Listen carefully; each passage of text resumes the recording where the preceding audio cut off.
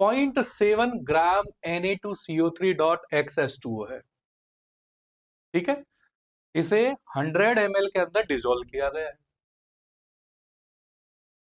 ठीक है, इसका अगर ये जो पूरा लिया ना आपने ये, ठीक है, 20 ml अगर मैं ले लूं इसका 20 ml, क्वेश्चन पढ़ो क्या कर रहा है, 0.7 gram of Na2CO3.XH2O is dissolve in 100 ml of H2O, 20 ml of is required, कितना 19.8 ml ऑफ 0.1 नॉर्मल HCl। अब ये किस चीज के लिए रिक्वायर्ड है, सॉल्यूशन की नेचर है बेसिक, NaOH होगा ना इसके अंदर, Na2CO3 बेसिक नेचर का हो गया, डाल क्या रहे हो इसके अंदर आप HCl, तो मतलब इसके 20 ml को न्यूट्रल कर रहा है HCl का 19.8 ml 0.1 नॉर्मल वाला सॉल्यूशन। और मेरे से पूछ क्या रहा है इस Na2CO3.XH2O के अंदर X की वैल्यू पूछ रहे हैं मेरे से, किसकी वैल्यू पूछ रहे हैं मेरे बच्चों, X की वैल्यू, Na2CO3.XH2O में आपको किसकी वैल्यू निकालनी है, X की वैल्यू।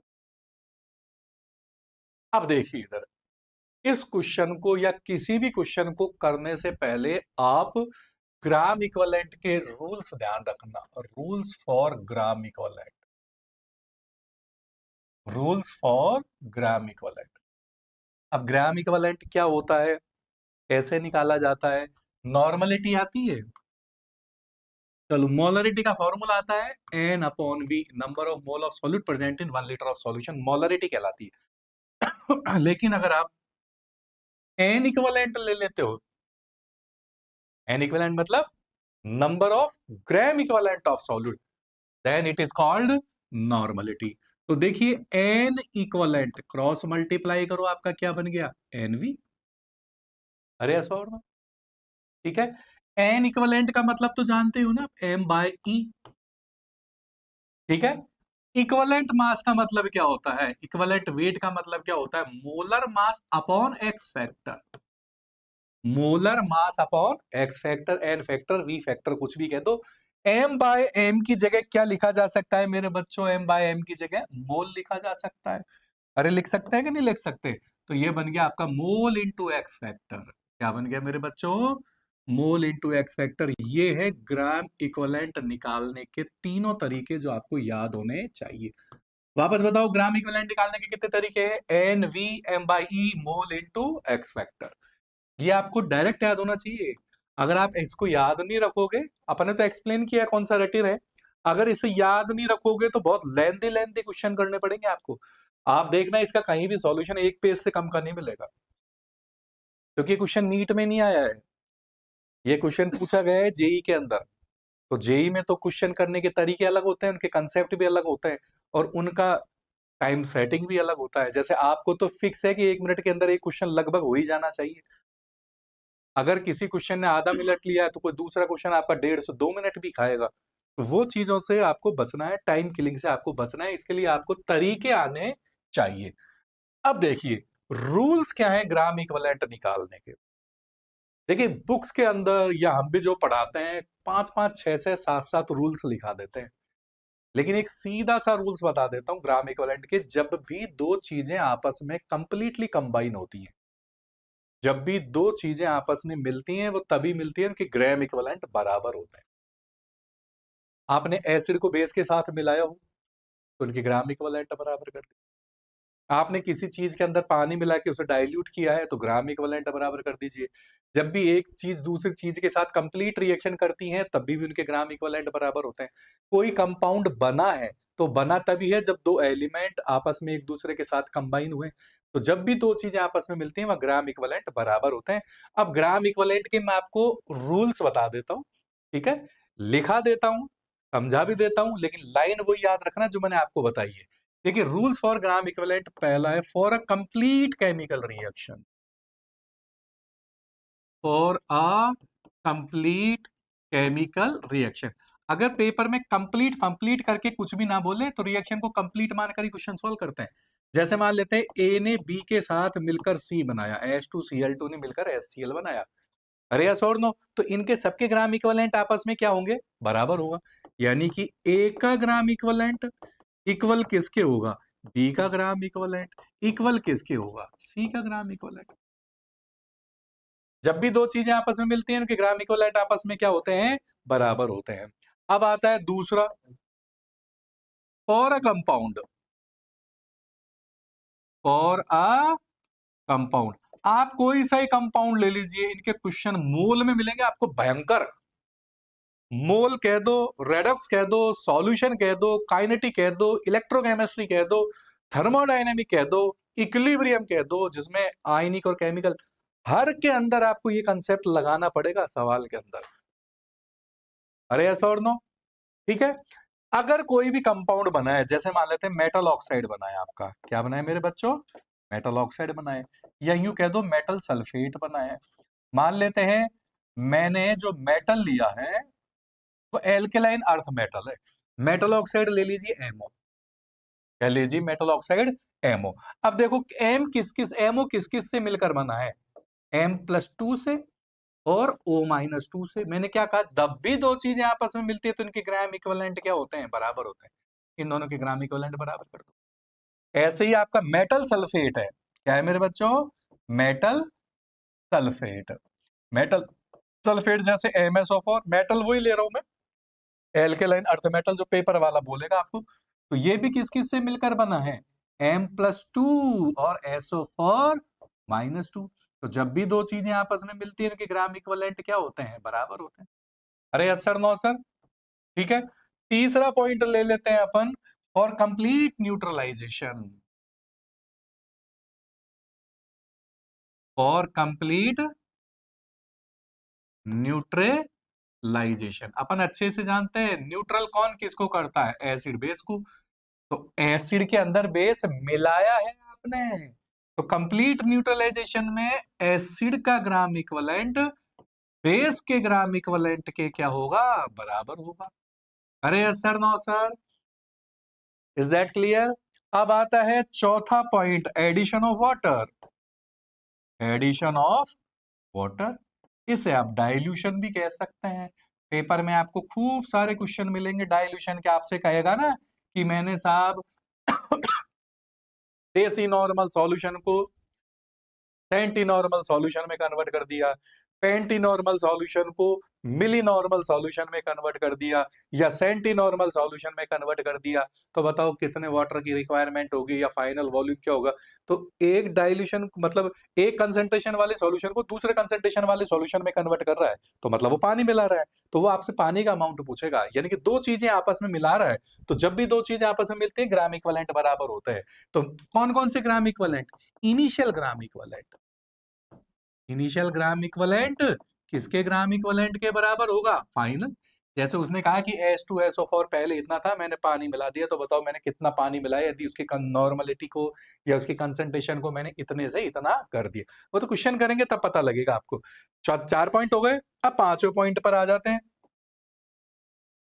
पढ़ क्या रही है तो पता है, रूल्स ऑफ ग्राम इक्विवेलेंट। पांचवा आपका क्या कहता है? Mixing rule. क्या कहता है मेरे बच्चों? Mixing rule. देखिए मिक्सिंग रूल क्या कहता है, वो आपसे एसिड प्लस एसिड को मिलाने की कहता है, या हो सकता है आपसे बेस प्लस बेस मिलाने की कहे। दोनों की नेचर क्या है? सेम है, एसिड एसिड, बेस बेस। तो आपने दो चीजों को मिलाया है तो डेफिनेटली ग्राम इक्विवेलेंट बराबर होंगे, इनिशियल और फाइनल। तो आप क्या कंसेप्ट लगाते हो? N1V1 plus N2V2 equal to NRVR। Resultant volume तो जानते हो, इनिशियल और फाइनल, जो आपने शुरू में जो वॉल्यूम लिए थे उनका सम फाइनल वॉल्यूम के बराबर होगा। अगर आपने अपोजिट नेचर वाले मिलाए हैं, जैसे किसको किसमें, एसिड प्लस बेस को आपस में मिलाया है, तब आपका रूल क्या लगेगा? N1V1 माइनस N2V2, क्योंकि ये दोनों की नेचर अपोजिट है, एक दूसरे के इफेक्ट को कैंसिल करेंगे। तो N1V1 minus N2V2 equal to NRVR, ठीक है। लेकिन अगर मान लो मैंने एसिड और बेस को इतने तरीके से मिलाया कि एक दूसरे को कंप्लीट न्यूट्रल कर दिया, तो फिर वो रहा ना आपका कंसेप्ट जो आपने अभी पढ़ा है, कंप्लीट न्यूट्रलाइजेशन वाला। तो कहने का मतलब क्या है, मैं इतनी देर से क्या पढ़ाने की क्या क्या समझाने की कोशिश कर रहा हूं, ये जो सारे रूल्स हैं ये हम पढ़ते हैं, हम बताते हैं बच्चों को बुक्स के अंदर, पहला, दूसरा, तीसरा, चौथा, पांचवा, पांचवे में भी 2 पार्ट हो गए। तो आपको ये सब नहीं पढ़ना है, ये तो किताबों में लिखा रहता है, तो मेरे पास या हमारे पास आके पढ़ने की जरूरत क्या है। तो फिर क्या ध्यान रखें, जब भी कोई रिएक्शन होती है या जब भी कोई दो चीजें आपस में मिलती है, तो वो तभी मिलती है जब उनके ग्राम इक्विवेलेंट बराबर होते हैं। यही बात आपसे ये क्वेश्चन कह रहा है, जो आप पढ़ रहे हो ना इस क्वेश्चन को, वो भी यही बात कह रहा है। अब देखो क्वेश्चन क्या कह रहा है, पढ़िए। ये कह रहा है कि मैंने इतने ग्राम का ये कंपाउंड लिया, इसके अंदर मैंने इतना नॉर्मलिटी वाला, इतने वॉल्यूम वाला HCl डाल दिया। तो बताओ ये x की वैल्यू क्या है, तो दो चीजें आपस में मिलती है, तो दोनों के ग्राम इक्विवेलेंट आपको क्या करना है, बराबर करना है। Is that clear? पहले एक बार इसका स्क्रीनशॉट ले लीजिए, आगे चलते हैं अपन।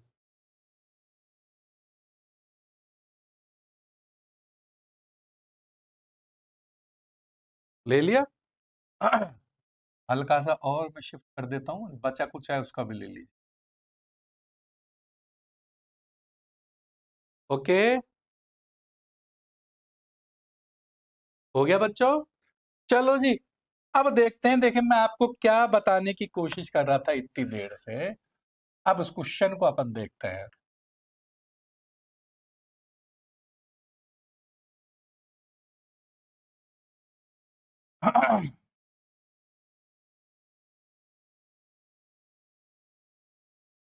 देखो जी, इसने किस किस को आपस में मिलाया है, Na2CO3 और HCl को, इन दोनों को मिलाया मेरे बच्चों।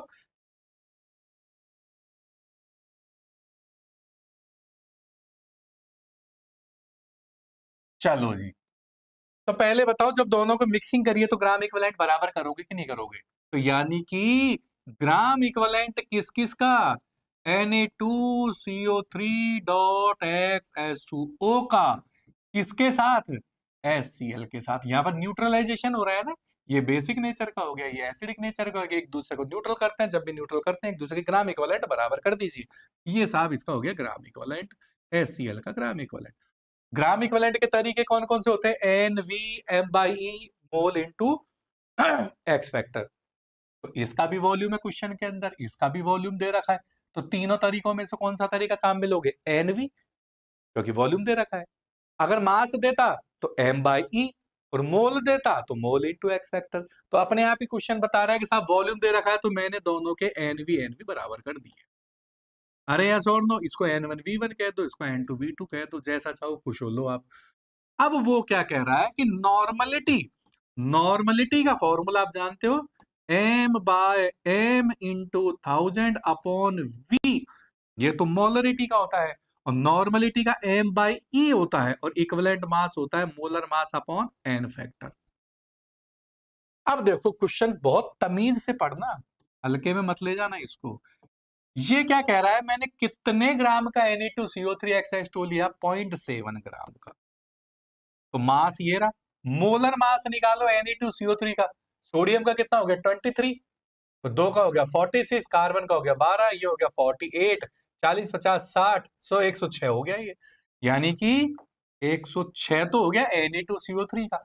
अब XH2O भी तो है, पानी का होता है 18, तो X का कितना हो जाएगा 18X, ठीक है। X फैक्टर अपॉन Na2CO3, किसी भी कंपाउंड का X फैक्टर उस पर पॉजिटिव या नेगेटिव चार्ज होता है, तो Na2CO3 पर पॉजिटिव निकाल लो या नेगेटिव निकाल लो, दो ही आएगा ना। जैसे 2 Na प्लस है, CO3 पे -2 है, तो एक्स फैक्टर कितना हो गया 2 into 1000 upon volume of solution. कितना है volume of solution, 100 ml, 100 ml। अब वो कह रहा है कि इस सॉल्यूशन का कितना ml, 20 ml। ये तो वो वॉल्यूम है जो न्यूट्रल हुआ है, यस और नो। ये सॉल्यूशन की नॉर्मलिटी, ये वो वॉल्यूम है जो न्यूट्रल हुआ है, और ये वो वॉल्यूम है जिसके अंदर पूरा सॉल्यूट आपका डिसॉल्व है। इस 100 ml में से 20 ml को न्यूट्रल किया है, किसने किया है, 0.1 नॉर्मल HCl इंटू वॉल्यूम कितना दे रखा है आपका, बताओ 19.8। 19.8। तो ये मुझे काहे में लेना है, ml में कि लीटर में? ये तो आपने ml को लीटर में बदल दिया ना, तो अब आप इसको भी ml को तो लीटर में बदलने के लिए किससे मल्टीप्लाई करोगे? आप 1000 से मल्टीप्लाई करोगे। अरे sir, no sir, is that clear? अब आपके पास यहाँ मल्टीप्लाई करोगे तो किसकी वैल्यू आ जाएगी? x की, और ये x की वैल्यू आएगी आपके 2। तो माने कि कंपाउंड का जो फॉर्मूला है ना आपका, वो क्या है? Na2CO3.2H2O। Is that clear? तो इस चीज को हमेशा ध्यान रखना, जब भी दो चीजें आपस में मिलती हैं तो उनके ग्राम इक्विवेलेंट बराबर होते हैं। ग्राम इक्विवेलेंट निकालने के 3 तरीके होते हैं। कौन कौन से? NV/M/E mole into x factor. अगर क्वेश्चन में मुझे मोल देता ग्राम की जगह तो मैं ये वाला ले लेता। अगर क्वेश्चन में मुझे वॉल्यूम देता सॉल्यूशन का तो मैं ये दे देता। अगर क्वेश्चन में मुझे मास देता तो मैं ये वाला ले लेता। ठीक है, अब आप कहोगे साहब क्वेश्चन में मास दे तो रखा है, आपने M/E क्यों नहीं लगाया? अरे मास तो दे रखा है, लेकिन तुम्हें सॉल्यूशन का वॉल्यूम भी तो दे रहा है, तो मास तो आपका इसमें आ तो गया। वो कह रहा है कि इस वॉल्यूम में से इतना वॉल्यूम न्यूट्रल हो रहा है। आपने लिया 100 था, 100 में से 20 न्यूट्रल कर रहा है। वो कौन कर रहा है? HCl कर रहा है। Is that clear? कॉपी करो, स्क्रीनशॉट ले लीजिए।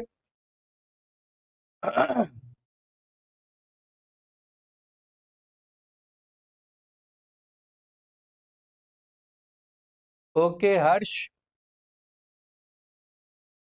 लिख लिया बेटा?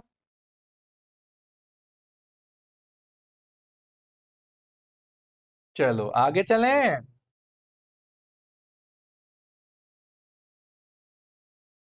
स्क्रीनशॉट ले लो। अब चलते हैं अपन अगले क्वेश्चन की तरफ।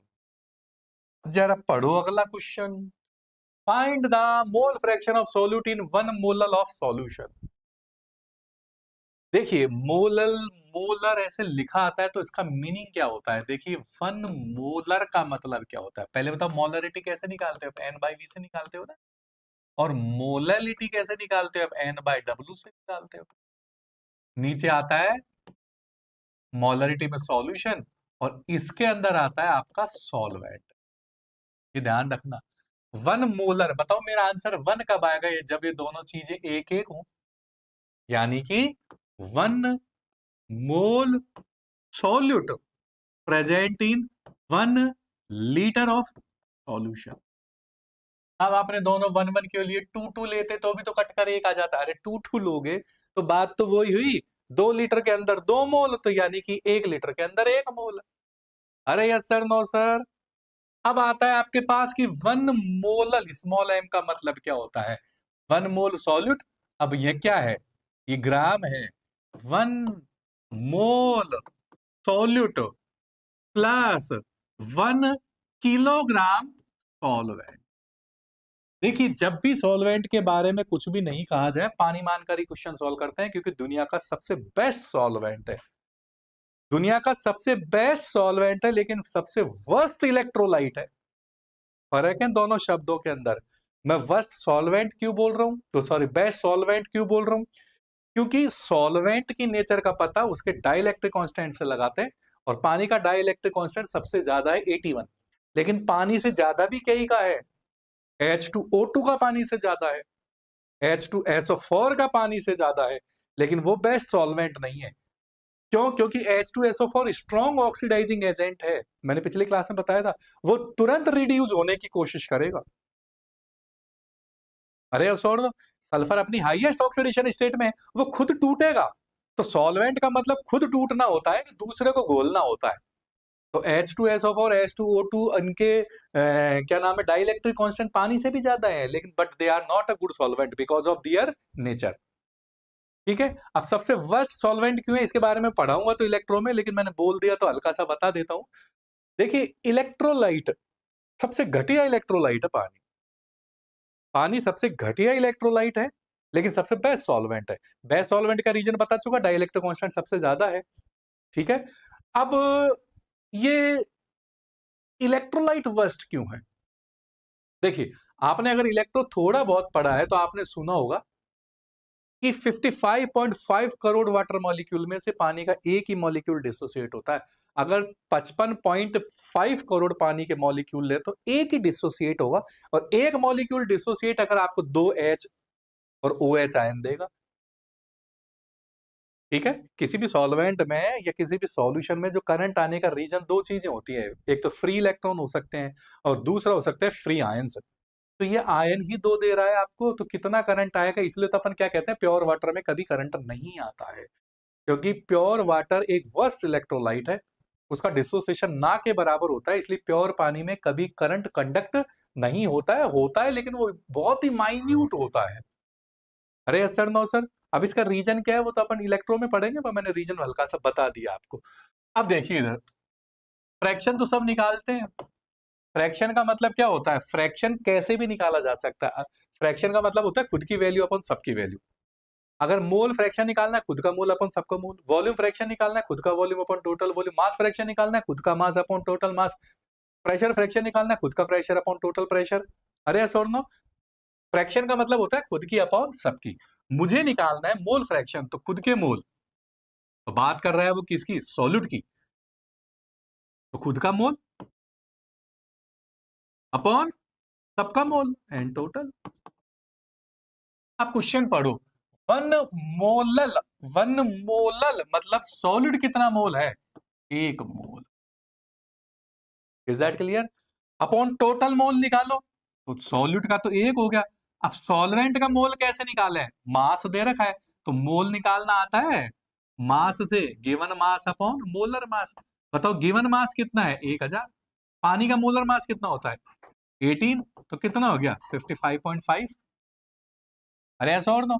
ठीक है, तो सॉल्यूट का मोल आ गया, सॉल्वेंट का मोल आ गया 55.5, यानी कि 1/56.5, यानी कि 0.017 इसका मोल फ्रैक्शन आ गया। अरे ऐसा और नो, ये क्वेश्चन नीट 3 बार पूछ चुका है। सेम क्वेश्चन 3 बार नीट में आ चुका है। 2002 के पेपर से लेके 2025 के पेपर तक आप कंटिन्यू से नोट कर लेना, आपको क्वेश्चन मिल जाएगा। बस ये चीज ध्यान रखना, ये जो मैंने लिखा है, मोलर का मतलब क्या होता है, मोलर का मतलब क्या होता है। Is that clear? एक बार स्क्रीनशॉट ले लीजिए। ले लिया बच्चों?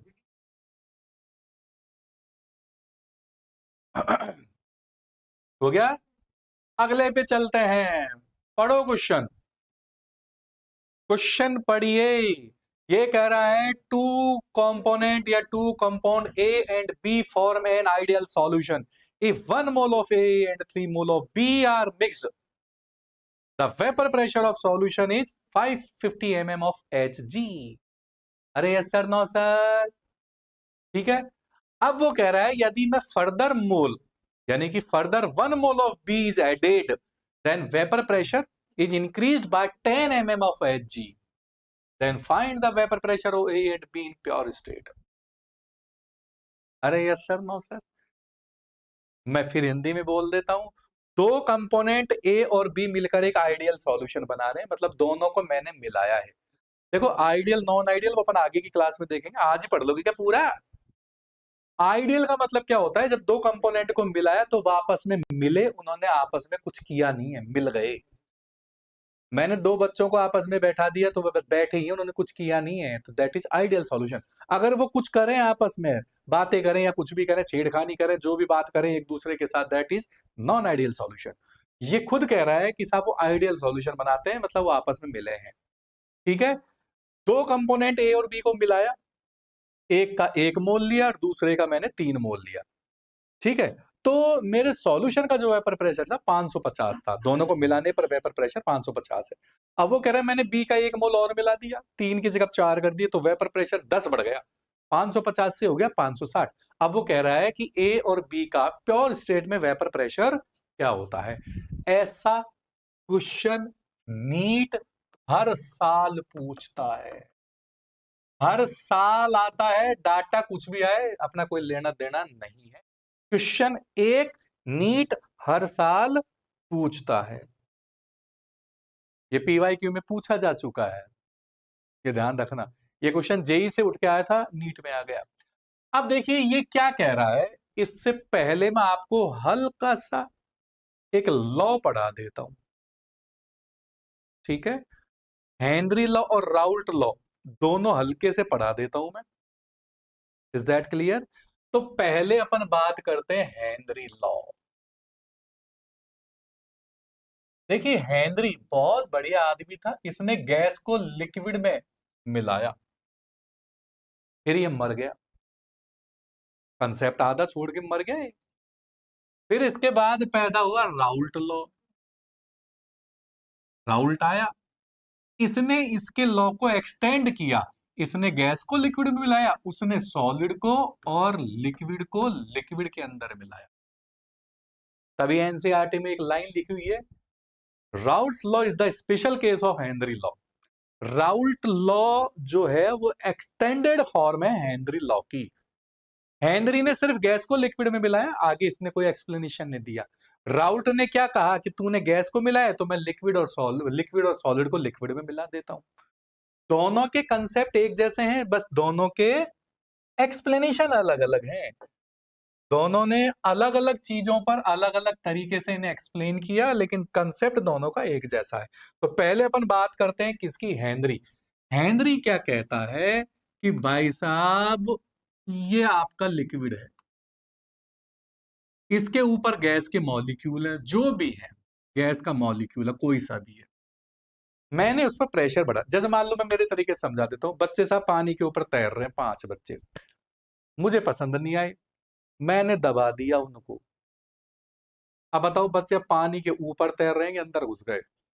अंदर चले गए। क्यों चले गए अंदर? मैंने दबा दिया। तो प्रेशर बढ़ाने पर बच्चे ऊपर से कहां चले गए? नीचे चले गए। तो ऐसे ही जब गैस पर प्रेशर बढ़ाया जाता है तो गैस के मॉलिक्यूल लिक्विड के अंदर चले जाते हैं। देखिए यहां 2 टर्म आप लोग पढ़ोगे, एक्स और वाई। अब साहब आपने एक्स और वाई क्यों लिया? मेरी गलती थोड़ी है, ये जो हेनरी ने लिए मैं तो उसको एक्सप्लेन कर रहा हूं।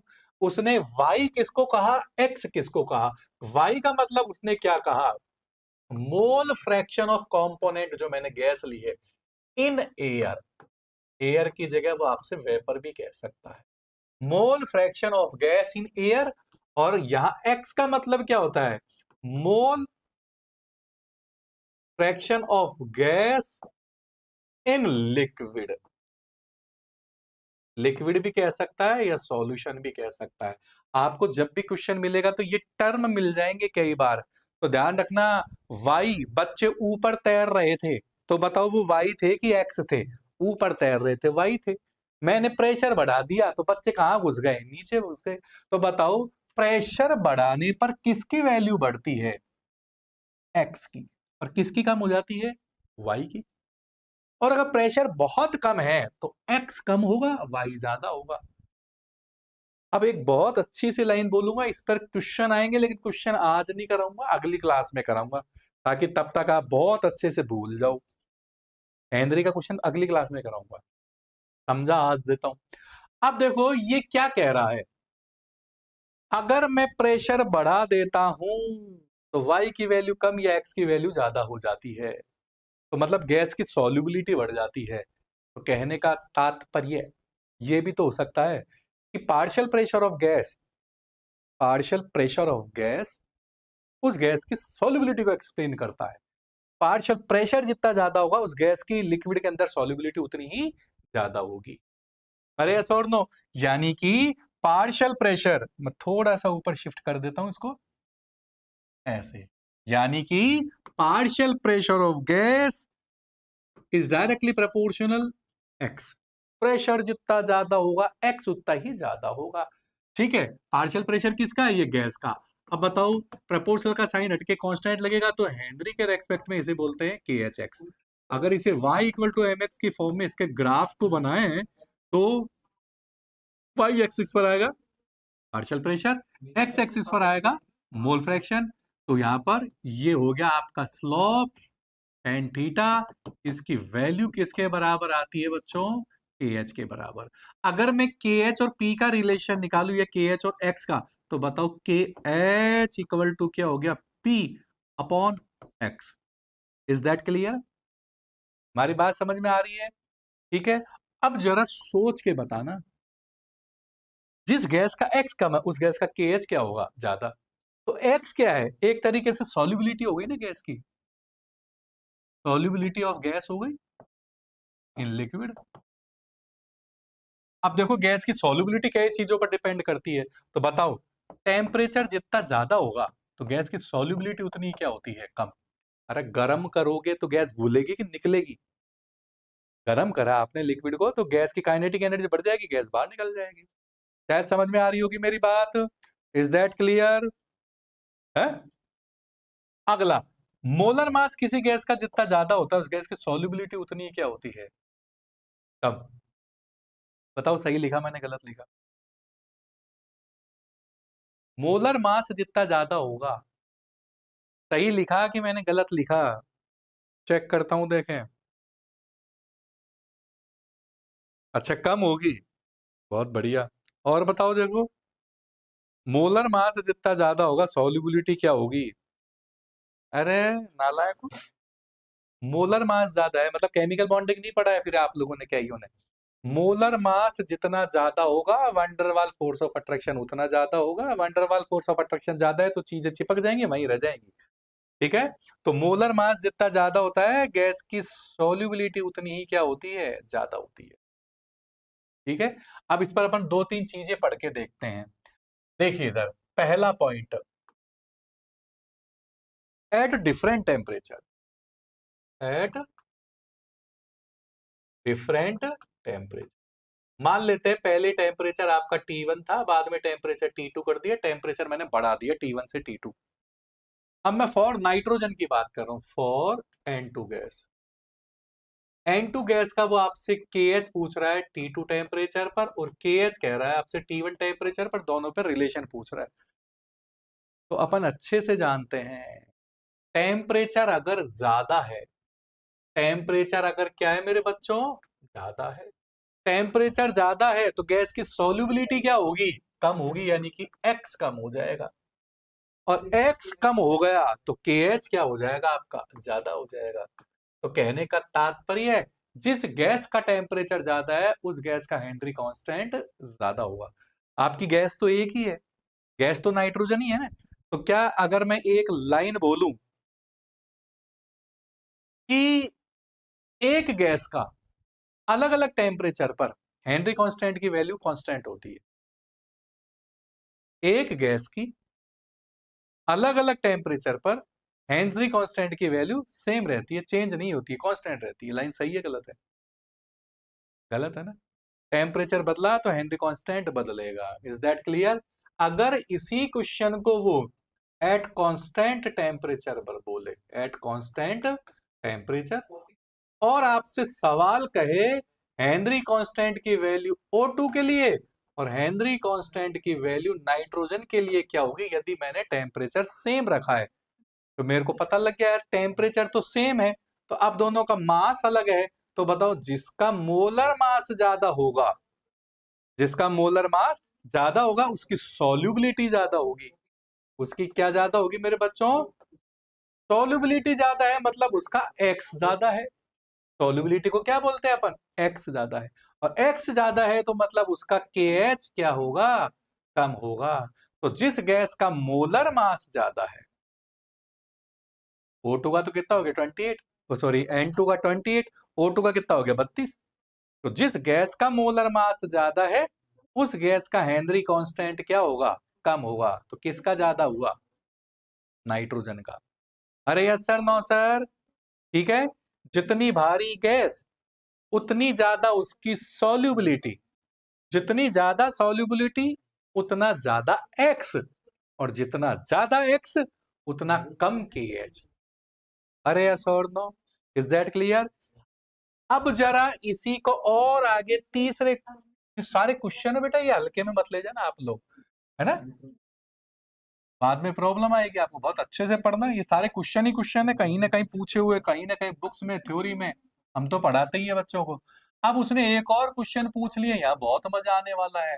एट कांस्टेंट टेम्परेचर उसने कहा हेनरी कांस्टेंट की वैल्यू ही के लिए और हेनरी कांस्टेंट की वैल्यू हाइड्रोजन के लिए। अब बताओ मेरे बच्चों इन दोनों में रिलेशन। हीलियम और हाइड्रोजन टेम्परेचर कांस्टेंट है, तो जवाब मोलर मास से आना चाहिए। तो मोलर मास से अभी आपने देखो थोड़ी देर पहले क्या पढ़ा है, जिसका मोलर मास ज्यादा होता है उसका केएच कम होता है। जिसका मोलर मास ज्यादा होता है, जिसका मोलर मास ज्यादा होता है उसका केएच कम होता है।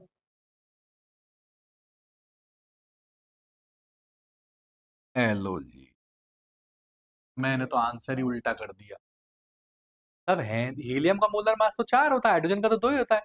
तो हीलियम का मोलर मास ज्यादा है तो इसका हेनरी कांस्टेंट कम आना चाहिए ना, आपने ज्यादा क्यों कर दिया? हीलियम कैसी गैस है मेरे बच्चों? Inert gas. तो इसमें वंडर वाल फोर्स ऑफ अट्रैक्शन क्या होता है? बहुत कम। अरे ऑक्टेट पूरा हो गया तो अट्रैक्शन क्यों लगाएगी? अट्रैक्शन तो उनके बीच में लगता है जिनका ऑक्टेट पूरा नहीं होता है, तो ये तो इनर्ट गैस है, तो ये अट्रैक्शन क्यों लगाएगी? जिसका वांडरवाल फोर्स ऑफ अट्रैक्शन बहुत कम है उसकी सॉल्युबिलिटी क्या होगी? बहुत कम होगी। मतलब उसका एक्स क्या होगा? कम होगा। और जिसका एक्स कम है उसका एच ज्यादा होगा। शायद समझ में आ गया होगा। Is that clear Vidisha? Very good. Clear है? हाँ भाई, ओके। विदिशा क्लियर है बेटा? आगे चले अब।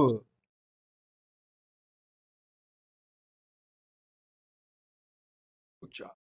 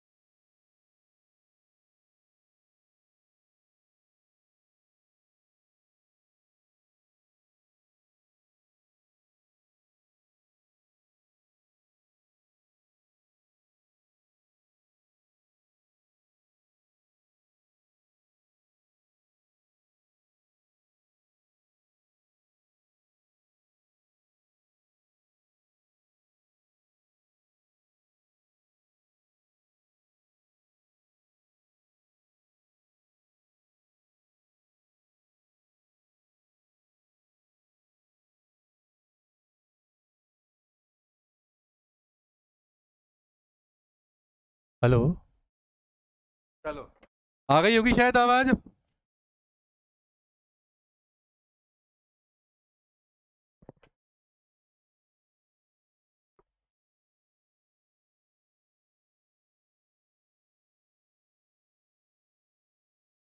हेलो, हाँ बेटा, वो क्या, वो डिस्चार्ज हो गया था वो। चलिए,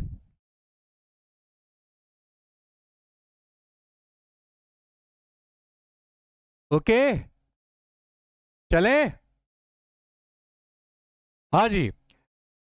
अब देखिए, आपने ए के बारे में तो लिख लिया, पी नॉट ए एक्स, ऐसे आप पी के बारे में भी तो लिखोगे, बी के बारे में P not B X B. अब बताओ, जब आप पूरा सॉल्यूशन बनाओगे, ए और बी को मिलाओगे, तो P solution P A plus P B के बराबर नहीं होगा टोटल वेपर प्रेशर? तो बताओ, पी एच बराबर पी ए की जगह तो क्या लिखोगे, P not A X A, और पी बी की जगह क्या लिखोगे, बताओ, P not B X B. अरे सर, नो सर, और ये अपन अच्छे से जानते हैं कि X A plus X B equal to क्या होता है, मोल फ्रैक्शन का सम हमेशा 1 होता है। कोई जरूरी नहीं है, आप एक्स ए की जगह क्या लिख सकते हो, एक्स ए की जगह 1 माइनस एक्स बी, और एक्स बी की जगह क्या लिख सकते हो आप, 1 minus x A. Is that clear? शायद समझ में आ रही होगी मेरी बात। ठीक है, अब देखिए, अब अपन निकालते हैं relation between Raoult law and Dalton's law. इन दोनों के बीच का रिलेशन निकालते हैं।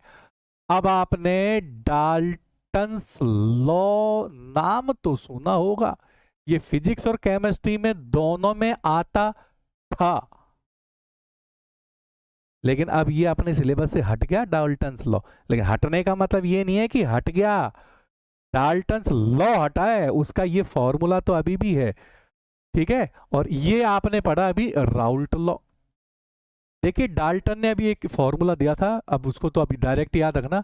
पार्शियल प्रेशर बराबर क्या होता है, mole fraction into total pressure.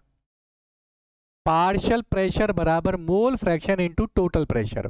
Partial pressure को क्या कहते हैं, पी, मोल फ्रैक्शन को वाई, टोटल प्रेशर को पीटी। साहब, आपने वाई क्यों लिखा, क्योंकि डाल्टन्स लॉ जो है केवल एयर पर या गैस पर या वेपर पर एप्लीकेबल है, और राउल्ट लॉ लिक्विड यानी कि सॉल्यूशन पर एप्लीकेबल है।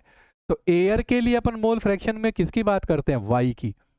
और अभी आपने राउल्ट लॉ पढ़ा है, राउल्ट लॉ, ये पी ए, पी बराबर पी नॉट ए एक्स ए। तो अगर मैं यहाँ ए लिख देता हूं, पी ए वाई ए, तो बताओ यहाँ पी ए बराबर क्या लिखोगे, पी नॉट ए एक्स ए। अरे यस और नो? तो अगर दोनों में एल एच एस बराबर है तो आर एच एस भी बराबर होगा। तो आप बताओ क्या लिखोगे, Y A into P T equal to, बताओ, P not A X A. और अगर मुझे वाई ए निकालना है तो फॉर्मूला क्या बनेगा, P not A X A upon P T. P T मतलब टोटल प्रेशर, और टोटल प्रेशर को आप क्या लिखते हो, P not A X A, P A plus P B. ये लिखते हो ना टोटल प्रेशर को, P A plus P B. Total pressure ही तो है, सॉल्यूशन का प्रेशर कह दो या टोटल प्रेशर कह दो। तो ये फॉर्मूला आपको याद होना चाहिए, सॉल्यूशन का pressure P not A X और P not B X B के सम के बराबर होता है। ठीक है, एक फॉर्मूला तो आपका ये बन गया जब उसने लिक्विड को लिक्विड के अंदर डाला है। ठीक है, पहले एक बार इसका स्क्रीनशॉट ले लो।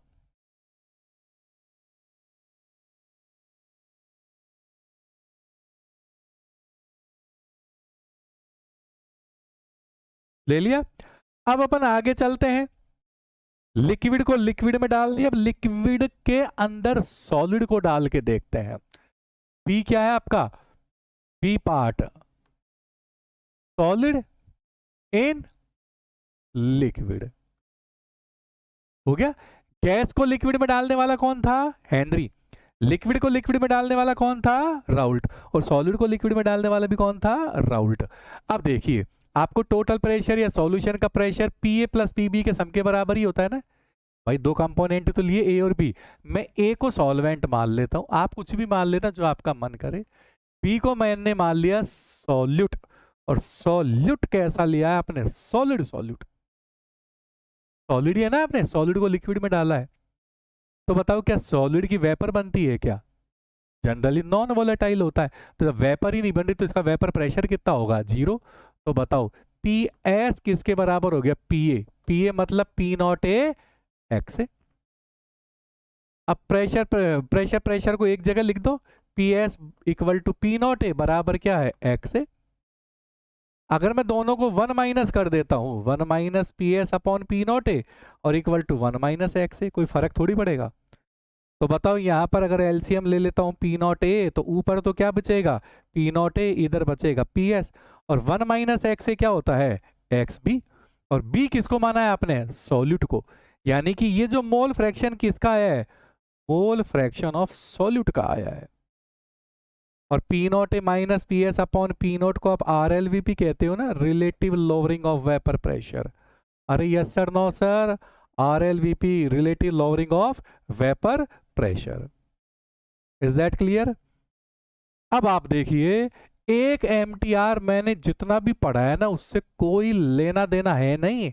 आप ये एमटीआर याद रखना, बस एक खतरनाक वाला, इसको दिमाग में रखना। पहला हेनरी लॉ आपने पढ़ा है, हेनरी लॉ। हेनरी लॉ में आपने क्या पढ़ा था बताओ? P बराबर के एच इंटू एक्स। अगर मैं इसमें राउल्ट लॉ को अप्लाई कर दूं, तो क्या नाम है, डाल्टन्स लॉ को, तो बताओ डाल्टन ने क्या कहा था? पार्शियल प्रेशर बराबर mole fraction into total pressure. साहब आपने यहाँ वाई क्यों लिखा मोल फ्रैक्शन को? क्योंकि डाल्टन है, एयर पर एप्लीकेबल है। एयर में मोल फ्रैक्शन को क्या बोलते हैं? वाई। और बराबर क्या है बताओ? के एच इंटू एक्स। बताओ वाई की फुल फॉर्म क्या है? Mole fraction of component in air. PT total pressure है, के एच एनडी कांस्टेंट है, एक्स क्या है? Mole fraction of component in liquid. ठीक है, ये तो हेनरी लॉ हो गया। तो आपका हर सवाल इससे होगा, कोई क्वेश्चन ऐसा नहीं है जो इन दोनों तरीकों से नहीं होगा। अब आता है राउल्ट्स लॉ। राउल्ट ने दो बताए थे ना, ए लिक्विड लिक्विड सॉल्यूशन। तो लिक्विड लिक्विड के लिए आपका क्या फॉर्मूला था? पी एस बराबर P not A X A plus P not B X B. और अगर आपने सॉलिड लिक्विड सॉल्यूशन लिया है तो आपने सॉलिड लिक्विड में क्या क्या फॉर्मूला बताया? P not A minus P S upon P not A equal to mole fraction of solute. और सॉल्यूट के मोल फ्रैक्शन को आप कैसे लिखते हो? N upon N plus N. यहाँ एन किसके मोल है? सॉल्यूट का। और कैपिटल एन किसका मोल है? सॉल्वेंट का। आप ये एमटीआर याद रखना, आप ना करते हुए कम से कम 100 से 150 क्वेश्चन इन्हीं से कर जाओगे आप। बच्चा इन्हीं में कंफ्यूज होता है कि सर कौन सा फॉर्मूला कब लगाना है, ये दिमाग में नहीं आता। एक बार मस्त सा स्क्रीनशॉट ले लो इसका।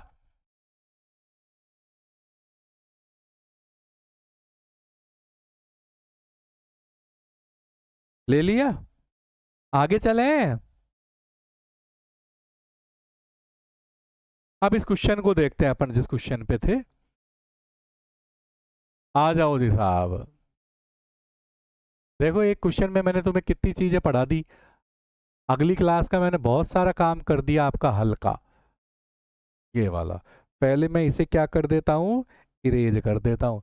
एक तो मैंने रिंग पहन रखी है ना, इससे और दिक्कत आती है। अरे बड़ा कर दिया। हाँ जी, क्वेश्चन पढ़ो आप लोग। थोड़ा सा साइज बड़ा कर देता हूँ, जितना दिखे उतना पढ़ो। अब आपको अपने आप समझ में आ जाएगा कि मुझे कौन सा फॉर्मूला इसके अंदर लगाना है। पढ़ो मार बच्चों। क्या कह रहा है ये? दो component A and B form ideal solution. यही है ना? 1 mole of A 1 mole B are mix 500 ml mobile जी एज आटा। अब आपको इतना तो पता लग गया होगा, ए और बी को मिला रहा है। अब आप कौन सा फॉर्मूला लगाओगे? है तो ये राउल्ट का ही लॉ, हेनरी का तो नाम ही नहीं है ना इसके अंदर। हेनरी होता तो हेनरी कांस्टेंट बोलता वो आपको, है ना? आपको कैसे पता लगेगा कि दो लिक्विड मिलाए हैं कि लिक्विड लिक्विड है कि लिक्विड सॉलिड है? देखो उसने आपसे क्या कह रखा है, vapour pressure of A and B, दोनों ए और बी की वेपर बन रही है, और वेपर कब बनती है, जब दोनों लिक्विड होते हैं। तो लिक्विड लिक्विड वाले सॉल्यूशन की बात कर रहा है। तो आप क्या लगाओगे इसके अंदर फॉर्मूला, पी एस बराबर P not A X A plus P not B X B. अब करते जाओ सवाल। सॉल्यूशन का वेपर प्रेशर कितना है, 550। पी नॉट ए ये पूछ रहा है ना, प्योर स्टेट में वेपर प्रेशर यानी पी नॉट पूछ रहा है ए और बी का, यानी कि आपको क्या निकालना है, पी नॉट ए और पी नॉट बी। एक्स ए का मतलब जानते हो, खुद के मोल अपॉन सबको, एक्स मतलब मोल फ्रैक्शन हो गया। तो बताओ ए के खुद के मोल कितने हैं, एक, सबके मोल कितने हो गए, 3 और 1 4। पी नॉट भी आपको निकालना है, बी के खुद के मोल कितने हैं, 3, सबके मोल कितने हैं, 4। अगर इनमें से मैं एलसीएम लूं तो कितना आ गया आपका, 4 आ गया। 4 को मल्टीप्लाई करूं, एलसीएम निकालना आता है, तो कितना हो गया, 5 चौक 20, 5 चौक 20, ये 2200 हो गया। बराबर में क्या मिल रहा है आपको, पी नॉट ए, और ये कितना है आपका 3 पी नॉट बी। आपके पास एक इक्वेशन बन गई, ये रही। अब उसने कंसेप्ट को और आगे बढ़ाया, ये कह रहा है कि यदि मैं 1 मोल बी और मिला दूं तो मेरा वेपर प्रेशर 10 mm बढ़ जाता है। मैंने बी 1 मोल और मिला दिया, यानी कि बी के 3 मोल थे, मैंने कर दिए 4, तो मेरा वेपर प्रेशर 10 mm बढ़ गया, यानी 550 से कितना हो गया, 560 बराबर पी नॉट एक्स ए के, तो वही 1 मोल। अब बताओ टोटल मोल कितने हो गए, 5, एक और बढ़ा दिया ना, प्लस पी नॉट बी, बताओ कितने मोल है बी के, 4 हो गए ना, 3 की जगह 1 बी बढ़ा दिया, अपॉन 5। फिर आपने 5 एलसीएम लिया, मल्टीप्लाई करो, 5 25, 2500 और 300, 5 से 30, 300, 2800 हो गया, 2800। ये हो गया P not a plus 4 P not be. इसको मान लीजिए आप इक्वेशन सेकंड। अब देखिए इनमें से बड़ी इक्वेशन में से छोटी को माइनस कर दो, यानी कि सेकंड में से फर्स्ट को माइनस कर दो। करो सेकंड में से फर्स्ट को माइनस, पी नॉट ए से पी नॉट कट गया, एक पी नॉट भी आपका बच गया, बराबर में आपके पास कितना बच गया, 2200, 2800, कितना बच गया, 600, 600 mm ऑफ एच जी। ये पी नॉट बी की वैल्यू आ गई। अब इस बी को कहीं भी पुट कर दो, आप यहीं पुट कर दो, जब करो पी नॉट बी की जगह कितना लिखोगे, 6, 6 चौक 24, 2400, 2400 2800 में से घटा दो, तो पी नॉट ए की वैल्यू कितनी आ गई आपकी, 400 mm of H G. Is that clear? Copy कीजिए, स्क्रीनशॉट ले लो इसका।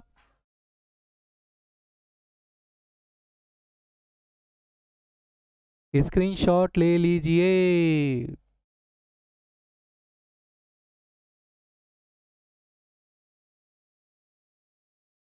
अब अगला क्वेश्चन देखो, ये कह रहा है P not A P not be से ज्यादा है, तो इन दोनों में रिलेशन बतानी है। देखो ये क्या कह रहा है, पी नॉट ए ज्यादा है पी नॉट बी से, यानी कि जो वेपर बन रही है ना, ए का वेपर प्रेशर ज्यादा है, मतलब ए की वेपर बी की वेपर से ज्यादा है। वेपर ऐसे ही तो होती है मेरे बच्चों, ये एक्स है ये वाई है। अगर वेपर ज्यादा है तो वाई ज्यादा होगा ना, किससे ज्यादा होगा, वाई ए किससे ज्यादा होगा, वाई बी से ज्यादा होगा। ये कह रहा है ना पी नॉट ए ज्यादा है, मतलब ए की वेपर ज्यादा बन रही है, वेपर ज्यादा बन रही है तो वाई ए ज्यादा है। अरे ऐसा और नो। अब बताओ वाई ए ज्यादा है, तो अब बताओ एक्स ए और एक्स बी में से वाई, यानी कि वाई ज्यादा है तो एक्स क्या होगा, कम होगा। अब दोनों में रिलेशन निकालो, वाई ए अपॉन वाई बी और x A upon X B. बताओ वाई ए क्या है आपका, वाई ए मोर है, और वाई बी क्या है आपका, लेस है। एक्स ए क्या है, लेस है, और एक्स बी क्या है, मोर है। अब तो दिख रहा होगा, मोर में अगर लेस से डिवाइड करोगे तो आंसर बड़ा आएगा, तो Y upon Y B X upon X B से क्या होगा, ज्यादा होगा। तो कंपाउंड है ए और बी, एक आइडियल सॉल्यूशन बनाते हैं। यदि इस सॉल्यूशन के वेपर प्रेशर को अपन इस तरीके से रिप्रेजेंट करते हैं। Then find P not A P not B. और दूसरा क्वेश्चन पूछ रहा है यदि एक्स ए की वैल्यू 0 है देन पी नॉट बी और एक्स बी का रेशो क्या होगा। अब देखो अपन ने पी टोटल या पी नॉट सॉल्यूशन का फॉर्मूला तो अपन ने कुछ पढ़ रखा है, याद आ रहा है? बताओ, कल मैंने आपको सॉल्यूशन का फॉर्मूला कुछ बताया था क्या? पी एस या पी सॉल्यूशन का, बताओ क्या लिखा था? P S P not A X A plus P not B X B. मतलब ये फॉर्मूला ऐसे है, यानी कि मुझे उसने एक्स बी रखा है, एक्स ए हटा दिया, यही किया ना उसने। मतलब सेम ऐसा फॉर्मूले को उसने इस फॉर्म में रिप्रेजेंट किया, एक्स ए हटा दिया, देखो एक्स ए नहीं है एक्स बी है, तो मैं यहां से भी तो एक्स ए हटा दूं। तो बताओ एक्स ए कैसे हटाऊं? अगर आपको याद आ रहा हो X A plus X B equal to 1, तो बताओ एक्स ए की जगह क्या लिख सकते हैं? 1 माइनस एक्स बी। हालांकि आपको डायरेक्ट याद भी होगा, लेकिन रटा मत करा करो फॉर्मूला, ऐसे रटोगे तो कंफ्यूज हो जाओगे। तो बताओ क्या लिखोगे? P not A X A की जगह क्या लिखा जा सकता है? 1 minus X B plus P not B X B. Is that clear? अरे लिख सकते हैं कि नहीं लिख सकते? अब बताओ इसको सॉल्व करो। पी एस इक्वल टू ये क्या हो जाएगा आपका? P not A minus P not A X B, फिर P not B X B. Is that clear? अब देखिए इधर P S equal to P not A तो आपका यू का यू है, ठीक है। अब देखो इन दोनों में से कुछ कॉमन शॉमन आ रहा है बच्चों। क्या कॉमन आ रहा है आपका? बताओ। X B. क्या कॉमन आ रहा है दोनों में? X B. और अंदर क्या बच रहा है आपका? बताओ। P not B minus P not A. क्या मैंने लिखा जो सही है? अरे यस सर, नो सर, आ गया ना ये? देखो यहां से मैंने एक्स भी कॉमन ले लिया, प्लस का बचा पी नॉट बी माइनस का बचा पी नॉट ए। तो मतलब आपको जो इक्वेशन दी है ना पेपर वाले ने, वो इस फॉर्म में दी है। अब उस इक्वेशन को वापस लिखो। P solution equal to 200 plus, फिर यहां पर आपको क्या लिखा उसने? 300। फिर इधर नीचे क्या लिखा है? X B. अब जरा आप क्वेश्चन के अंदर देखिए, क्या आपको पी नॉट ए की वैल्यू मिल गई? तो बताओ मेरे बच्चों, पी नॉट ए किसके बराबर आ रहा है? 200 के बराबर। अरे यस और no? P not B minus P not A, P not B minus P not A कितना आ रहा है आपका? 300। P not B minus P not A 300। अब आपको निकालना क्या है? पी नॉट बी निकालना है। पी नॉट ए की वैल्यू कितने दे रखी? 200। तो 200 माइनस का उधर ले जाके प्लस का 200, 300 और 200 कितने हो गए? 500। यस और नो? जो भी यूनिट दे, वो एमएम ऑफ एच दे, एटीएम दे, वो पेपर वाले के ऊपर है, जो भी यूनिट आएगी, ठीक है।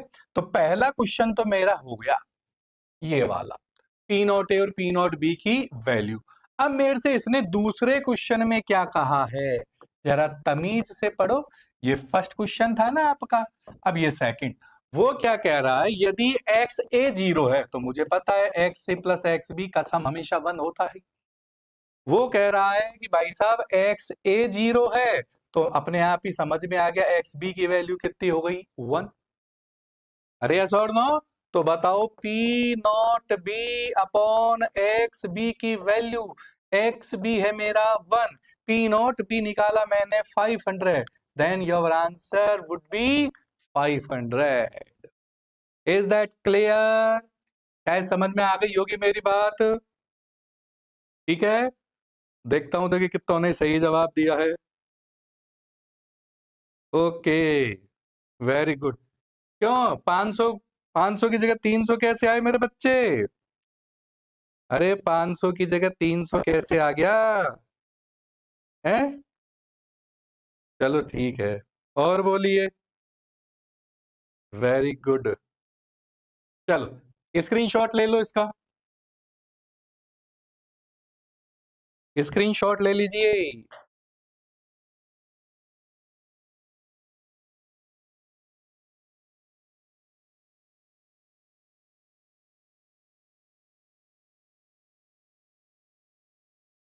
हो गया। चलो जी, अब अपन चलते हैं अगले क्वेश्चन की तरफ। अब देखो मेरे बच्चों, अगला क्वेश्चन आपका क्या कहता है, थोड़ा तमीज से पढ़ना इस क्वेश्चन को, जरा बड़ा मजा आने वाला है आपको। ये ले लेते हैं पेन, पढ़ो जी साहब क्वेश्चन। आपसे क्वेश्चन में क्या कह रहा है कि यदि भाई साहब मोलैलिटी आपको निकालनी है और वेपर प्रेशर दे रखा है, कैसे, इसने क्वेश्चन बना दिया आपको। अगला क्वेश्चन कौन सा है, 21 से 25 है ना, तो ये हो गया आपका 21। अगला क्वेश्चन देखिए आपका, find the molality of solution having non electrolyte या नॉन वोलेटाइल सॉल्यूट। ये क्या कह रहा है, find the molality of a solution having non volatile solute, यानी कि उसके अंदर एक नॉन वोलेटाइल सॉल्यूट सॉल्यूशन के अंदर मिला हुआ है। Then vapour pressure of solution is less than 2% of pure solvent water. बहुत ही सुंदर क्वेश्चन है ये। इस क्वेश्चन में आपसे क्या कह रहा है, ये आपसे कह रहा है कि उस सॉल्यूशन की मोलैलिटी बताओ जिसके अंदर नॉन वोलेटाइल सॉल्यूट मिला हुआ है, और यदि सॉल्यूशन का वेपर प्रेशर प्योर सॉल्वेंट से 2% कम है, अगर सॉल्वेंट का 100 है तो सॉल्यूशन का 98 है, यही कह रहा है ना वो। अब ऐसा कोई रिलेशन आपने पढ़ा है क्या कि मोलैलिटी का वेपर प्रेशर के साथ कोई सा भी रिलेशन आपने पढ़ा है क्या?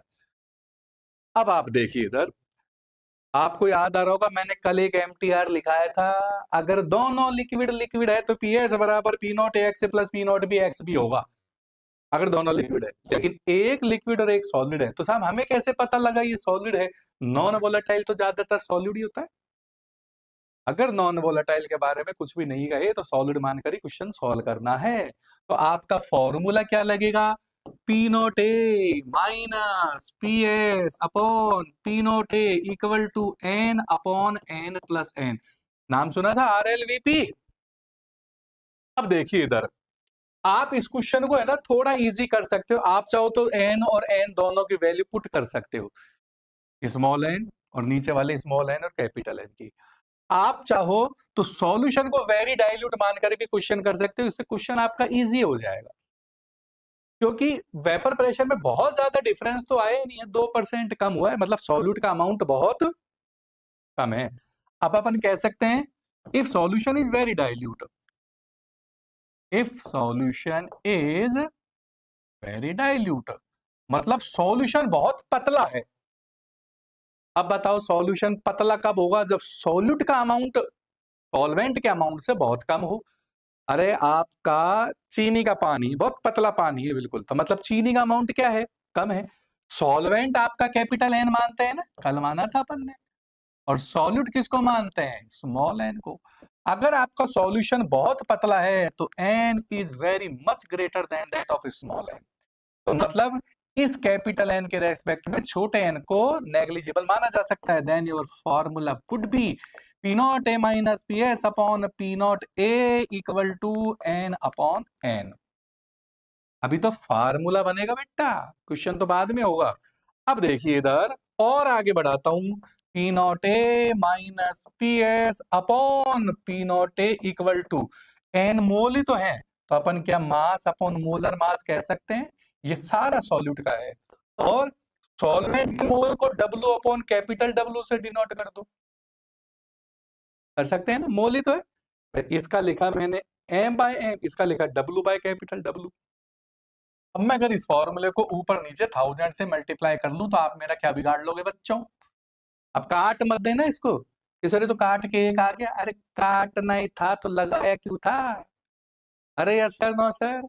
अब इससे एक बहुत बढ़िया फॉर्मूला बन के आएगा आपके पास, M by M into 1000 by W. हाँ जी मेरे बच्चों, m इंटू 1000/W। कल की क्लास में पढ़ाया था, मोललिटी बन गई है। क्या बन गई है?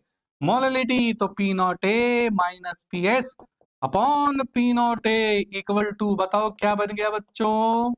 मोललिटी इंटू W नहीं है, ये बबलू है, अपॉन नीचे 1000। यहां कैपिटल W क्या है आपका? मोलर मास है। किसका है मोलर मास बताओ? ये सॉल्वेंट का। सॉल्यूट तो ये रहा आपका, ये सॉल्वेंट का मास है, ये सॉल्वेंट का मोलर मास है। अब बताओ आपसे, पी नॉट एयर पीएस की वैल्यू दे रखी है क्या क्वेश्चन में? Yes sir. परसेंट में कह रहा है, तो मान लो सॉल्वेंट का वेपर प्रेशर 100 मान लो। सॉल्यूशन का 2% लेस है प्योर सॉल्वेंट से, मतलब ये 98 हो गया बटा 100 हो गया। आपसे पूछ क्या रहा है? Molality into molar mass of solvent. पानी का मोलर मास कितना होता है? 18/1000। Is that clear? शायद मेरी बात समझ में आ रही होगी। तो आप यहां मल्टीप्लाई कर सकते हो, 0 से 0 उड़ा दो। थोड़ा सा शिफ्टिंग कर देता हूं, ये लो। तो बताओ ऊपर कितना बचा आपका? 2। कितना बचा मेरे बच्चों? 2। इधर से 10 को इधर लेके चले जाओ, 20। 18 आ जाएगा नीचे। आपकी क्या निकल गई? मोलैलिटी। तो मोलैलिटी कितनी हो गई? 10/9, यानी कि 1.11 के आसपास आपकी मोलैलिटी निकल के आ गई। Is that clear?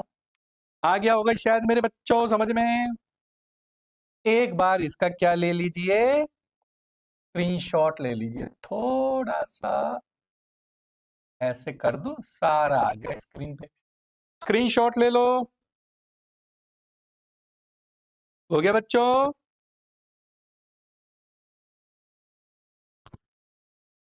चलो जी, अब चलते हैं अपन आगे। अब एक और क्वेश्चन दूंगा आपको आगे। एक और क्वेश्चन है। तो उस क्वेश्चन को पढ़ने से पहले मैं आपसे एक चीज पूछना चाहता हूं, जरा आप सोच के जवाब देना। वेंट ऑफ फैक्टर पढ़ा है मेरे बच्चों आपने? वेंट ऑफ फैक्टर पढ़ा है? तो चलो अगला क्वेश्चन देते हैं, ठीक है?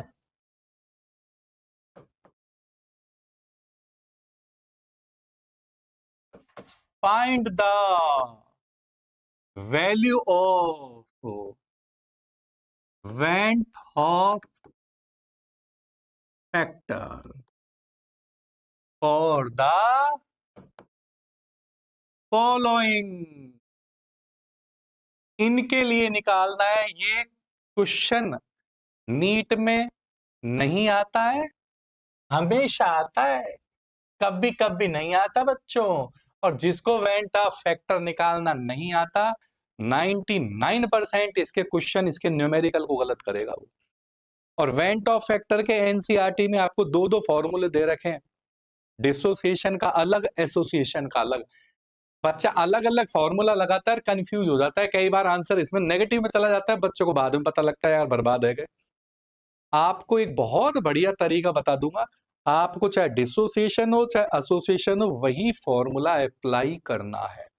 कैसे करना है उस पर मैं क्वेश्चन लिख देता हूं पहले, फिर अपन इसको अप्लाई करके देखेंगे। वो आपसे कह रहा है 50% डिसोसिएटेड NaCl। वो आपसे कह रहा है 50% डिसोसिएटेड K फॉर FeCN6।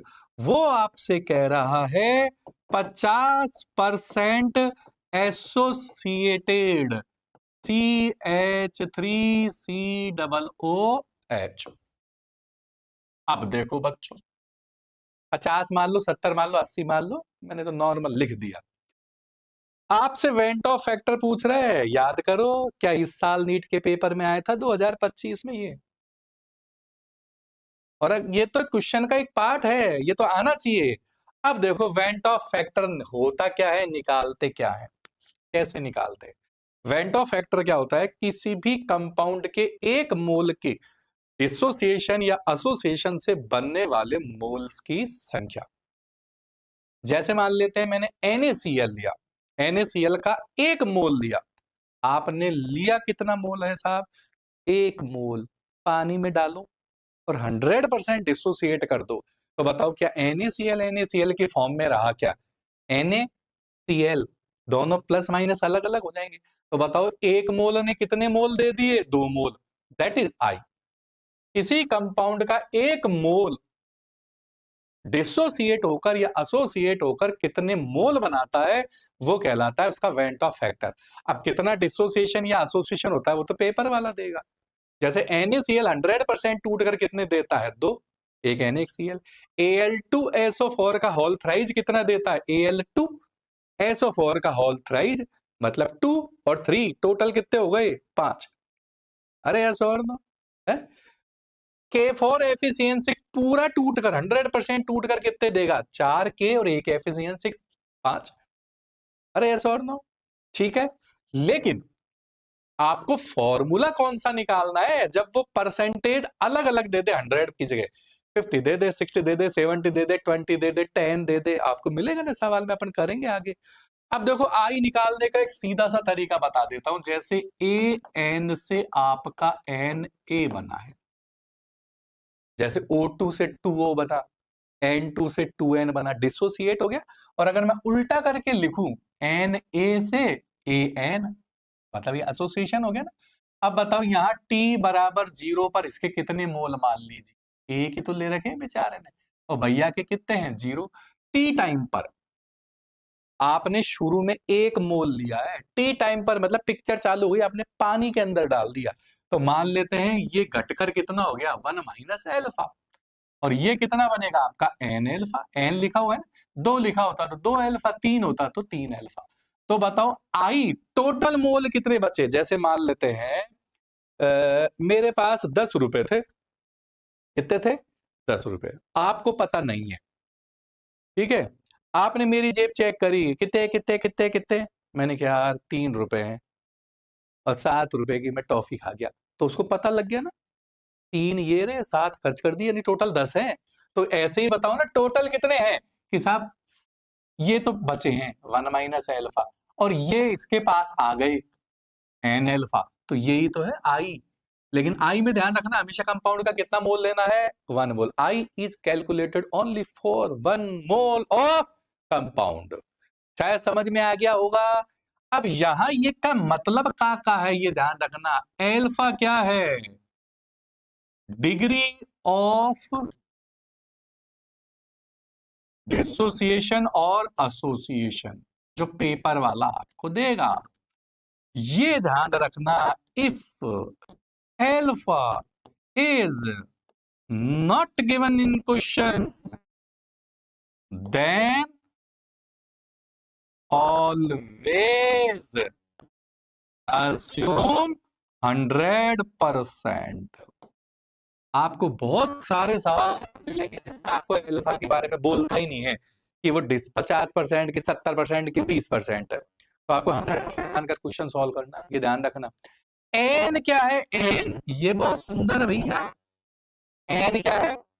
किसी कंपाउंड का एक मोल 100% डिसोसिएट या एसोसिएट होकर कितने मोल देता है?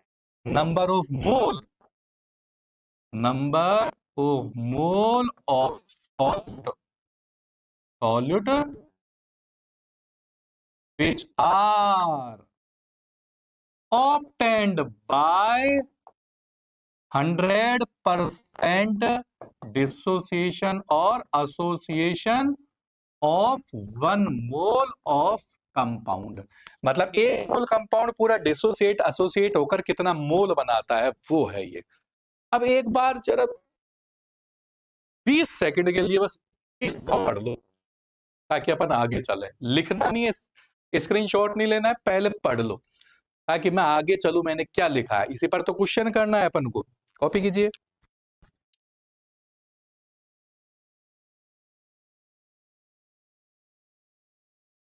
बस एक बार पढ़ लीजिए, बस हल्का सा।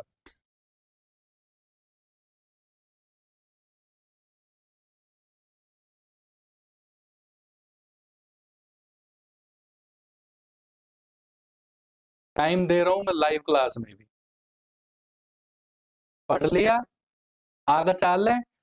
अब मैं हल्का सा रिवाइज कर देता हूं। कोई सा भी फार्मूला हो जिसमें आई आ रहा है, कोई सा भी कंपाउंड हो जिसका डिसोसिएशन एसोसिएशन हो रहा है, कोई सा भी परसेंट दे रखा हो, चाहे 50, 70, 80 हो, कोई सी भी कंडीशन हो, चाहे डिसोसिएशन चाहे एसोसिएशन का हो, और कोई सा भी न्यूमेरिकल हो जिसमें आई की वैल्यू पुट करनी है, आपको एक ही फॉर्मूला काम में लेना है, ज्यादा वैज्ञानिक बनने की आवश्यकता नहीं है।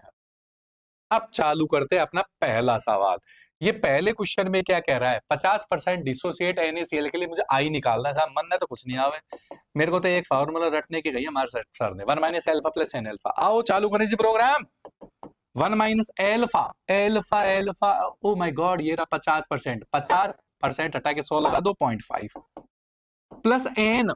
n का मतलब क्या बताया था, n का मतलब, अच्छा, एक मोल कंपाउंड पूरा टूट कर कितने देता है, इसका एक मोल दो देगा, अल्फा 2, और अल्फा कितना है 0.5।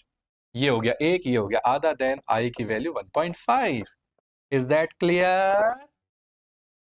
ठीक है, अगला क्वेश्चन देखो। बार बार एक ही फॉर्मूला लिखूंगा, I equal to 1 - alpha plus n alpha. 1 - alpha कितना डिग्री ऑफ डिसोसिएशन दे रखा, ओ माय गॉड, 50/100.5। एन कितना है, एन मतलब एक मोल टूटकर कितने आयन देगा, 4, तो के एक पूरा इसका 5 हो गया। अल्फा कितना है 0.5, 2.5 और ये 0.5, तो आई की वैल्यू कितनी हो गई मेरे बच्चों, 3। इज दैट हम क्लियर? हम ठीक है, एक बार स्क्रीनशॉट लीजिए ताकि मैं अगले क्वेश्चन पे चलूं।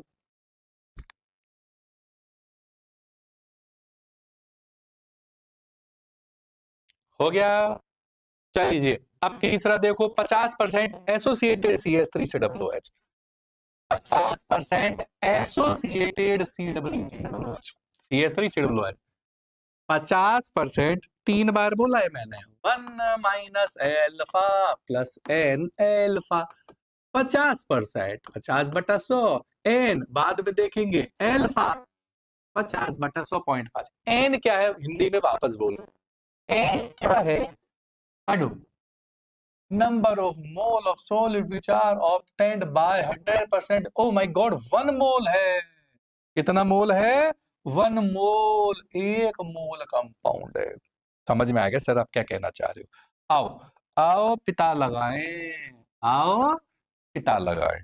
देखो उधर, पहले बताओ, एसिटिक एसिड एसोसिएट हो रहा है, और एसिटिक एसिड एसोसिएट होकर क्या बनाता है अपना, डाइमर। डाइमर का मतलब क्या होता है, दो एक साथ मर रहे हैं, यही है ना डाइमर, यानी कि दो मॉलिक्यूल आपस में एसोसिएट हो रहे हैं, यानी कि दो मोल एसिटिक एसिड के आपस में जुड़कर एक मोल डाइमर बना रहे हैं। लेकिन आई हमेशा एक मोल के लिए निकाला जाता है, तो 2 मोल के लिए है एक डाइमर, तो 1 मोल के लिए वैल्यू कितनी होगी, आधी। तो यहाँ n की वैल्यू, n वही तो है, एक मोल कंपाउंड एसोसिएट या डिसोसिएट होकर कितने देता है, मतलब 2 मोल से बन रहा है, डाइमर में 2 जुड़ेंगे ना एसिटिक एसिड, 2 से बन रहा है एक, तो 1 से कितना बनेगा, आधा, यानी कि यहाँ पर वैल्यू कितनी लिखोगे आप, आधी, यानी कि 0.5। शायद समझ में आ गया होगा इधर, तो ये हो गया 0.25, ये हो गया 0.5, तो हो गया 0.75। लेकिन अगर ये क्वेश्चन फॉर डाइमर की जगह फॉर ट्राइमर होता, तो अपन जानते हैं ट्राइमर का मतलब 3 मोल आपस में जुड़कर क्या बनाते हैं, 1 मोल कंपाउंड। अरे ऐसा और दो जुड़ जाते हैं ना आपस में, तो बताओ 1 मोल से कितना मिलेगा आपको, 1/3। ये क्वेश्चन पूछा जा चुका है नीट के पेपर में। Is that clear? ठीक है, स्क्रीनशॉट ले लीजिए इसका।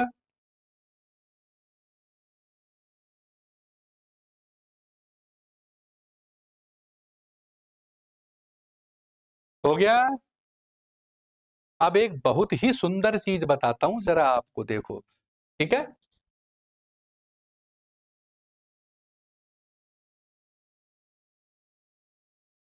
देखिए इधर, हमने इस फॉर्मूले के अंदर क्या पढ़ा है, आई, आई पढ़ा है ना। अब आई कहां कहां काम आता है, चेक करते हैं आगे। देखिए इधर, देखो हमारे बच्चों,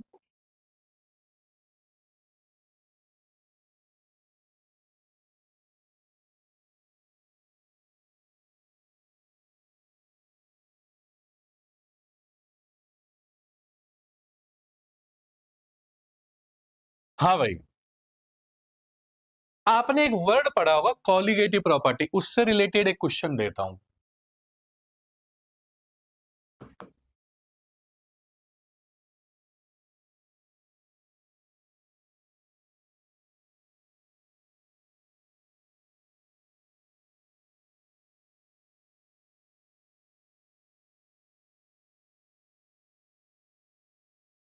Which of the following solution has maximum value of vapour pressure?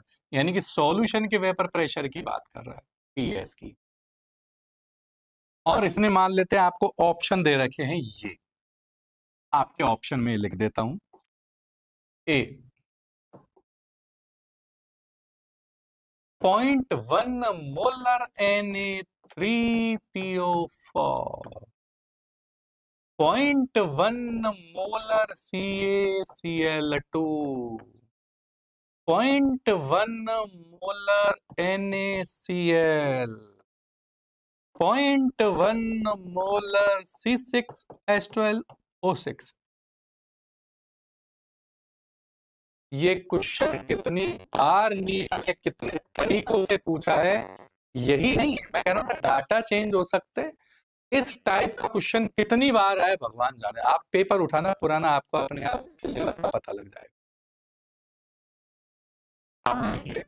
को समझने के लिए फिर अपन अपने कंसेप्ट की तरफ चलते हैं। मैंने हर क्वेश्चन कंसेप्ट पढ़ेगा। कॉलिगेटिव प्रॉपर्टी की बात करते हैं। कौन सी प्रॉपर्टी मेरे बच्चों? Colligative property. देखिए कॉलिगेटिव प्रॉपर्टी क्या होती है? The property which depend upon the number of mole of solute is called colligative property. जो property number of mole of solute पर डिपेंड करती है। सब कैसे? जैसे मान लेते हैं, मैं एक छोटा सा एग्जांपल ले लेता हूं, बॉइलिंग पॉइंट का ले लेते हैं, सबको आता है। मैंने चाय बनाई, क्या बनाई? चाय। चाय साथ अपने पूरे धमाधम उबल रही है, उबलने लग गई। अब चाय छानने वाले थे कि सामने से आपके पास ऑर्डर आ गया कि चीनी तेज कर देना, 2 चम्मच चीनी और मिला दो उसमें, मतलब 100। अब आपने क्या किया? उस उबलती हुई चीनी के अंदर, आप उबलती हुई चाय के अंदर आपने 2 चम्मच चीनी और डाल दी। तो बताओ क्या होगा मेरे बच्चों? क्या चाय उसी कंडीशन से उबलती रहेगी क्या जैसे उबल रही थी? क्या 2 मिनट के लिए, 1-2 सेकंड के लिए चुप हो जाएगी? जैसे आप चीनी डालोगे इसके अंदर, चुप हो जाएगी, आंख मीच लेगी। फिर 4-5 सेकंड बाद फिर डम डम डम डम उबलना चालू कर देगी। मतलब उसने टाइम लिया, मतलब उसने क्या कहेगी, भाई साहब मुझे और गर्म करो। मतलब उसने अपने बॉइलिंग पॉइंट को बढ़ा लिया, मतलब उसने अपने बॉइलिंग पॉइंट को एलिवेट कर दिया, यानी कि बॉइलिंग पॉइंट में एलिवेशन हो गया। यानी कि एलिवेशन इन बॉइलिंग पॉइंट, यानी कि बॉइलिंग पॉइंट का बढ़ना चीनी पर डिपेंड है। अब मैंने 5 चम्मच चीनी डाल ली, तो फिर उसने वेट किया 2-4-5 सेकंड का कि भैया अभी टाइम लूंगी, तूने गाढ़ा कर दिया मेरे को। अब इसका रीजन क्या होता है? हालांकि हल्का फुल्का तो नॉर्मली सब जानते हो। देखो कोई भी चीज उबलने में टाइम कब लेती है? जब उसके बीच, उसके इन जो मॉलिक्यूल्स होते हैं उनके बीच में लगने वाला इंटरमॉलिक्यूलर फोर्स ऑफ अट्रैक्शन ज्यादा हो जाता है। आपने जैसे चाय के अंदर 1 चम्मच चीनी डाली, फिर बाद में 5 चम्मच डाली।